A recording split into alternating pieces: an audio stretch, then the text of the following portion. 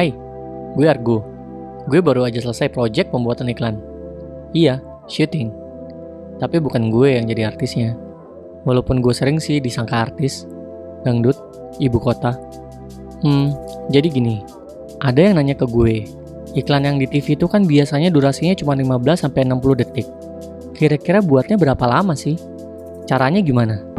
Biayanya berapa? Bayarnya pakai cash apa kredit? Bisa cicilan 0% nggak? Duluan ayam apa telur? Gue sebenarnya nggak yakin sih bisa jawab itu semua. Tapi paling enggak, gue bisa share apa yang terjadi waktu gue ikutan syuting. Iya, bukan jadi artisnya.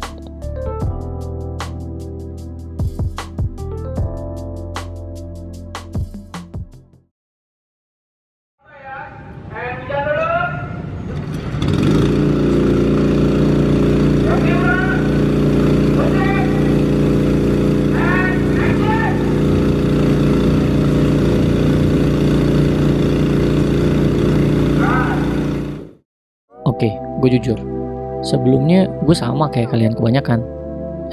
Gue gak bilang semua ya, tapi kebanyakan nyangka kalau artis itu cuma jual tampang. Tapi setelah berkali-kali ikutan syuting yang bukan jadi bintangnya, gue sadar sih, jadi artis atau bintang iklan sekalipun itu bukan pekerjaan yang gampang, susah dan capek banget. Tapi kalau passionnya di situ pasti gampang. Soalnya take-nya lama banget, bisa berkali-kali.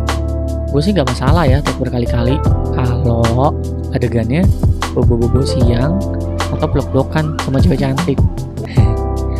Tapi kalau adegannya mandi pakai air beneran dan diulang-ulang atau disuruh pura-pura jatuh, aduh itu sih namanya perjuangan banget. Masuk angin.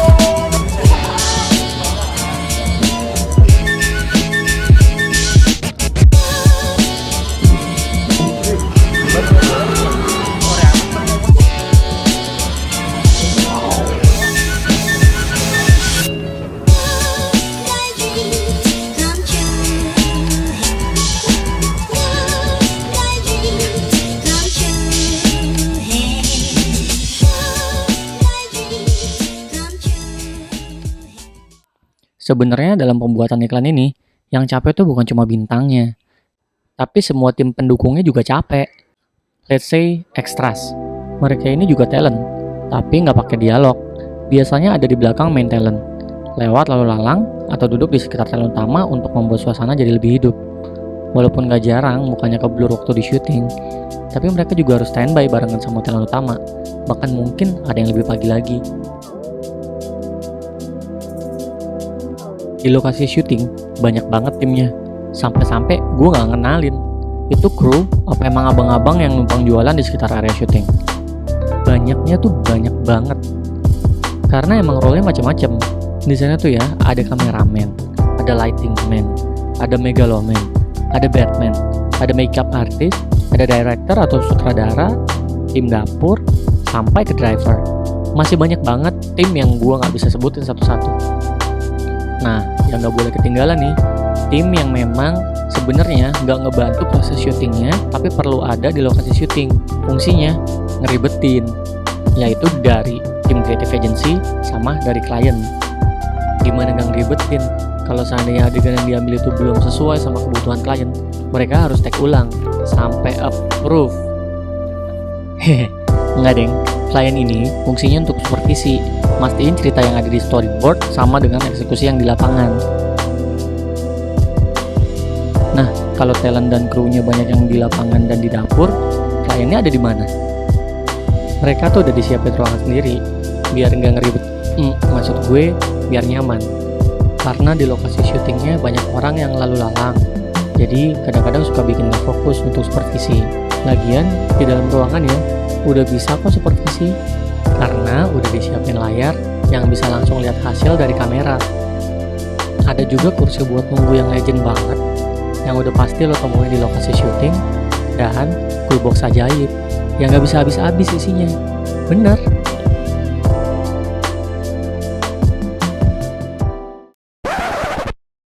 Tunggu, tadi kan belum kejawab pertanyaannya.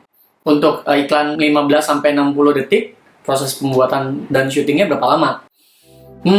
Kalau menurut gue itu tergantung dari ceritanya. Jadi biasanya sebelum syuting itu kan pasti udah ketahuan dong, ada ceritanya, ada storyboardnya. Nah, pada saat pembuatan cerita juga udah ditentukan tuh lokasinya kayak gimana, ambience-nya kayak gimana, mau panas atau mau hujan, mau pagi atau mau malam atau mau siang, manis apa tawar, pedas apa enggak. Nah, kalau seandainya semuanya udah ditentuin, biasanya lebih gampang tuh untuk nentuin kira-kira ini bakalan jadi sehari atau 2 hari. Kayak misalnya di perumahan, antar scene-nya itu cuma beda rumah, gayanya segala macem, itu biasanya tim properti di sana jago sulapnya. Jadi gampang banget lah buat mereka itu kayak sepotong kue. Tapi kalau seandainya lokasinya maunya yang lumayan drastis bedanya kayak di gunung sama di pantai gitu, berarti kliennya banyak mau banget. Maksud gue gini, kalau seandainya memang itu terjadi ya, biasanya susah ngakalinnya. Daripada sulap capek-capek, mendingan langsung datang ke lokasi yang ambience-nya sudah sesuai sama yang diinginkan.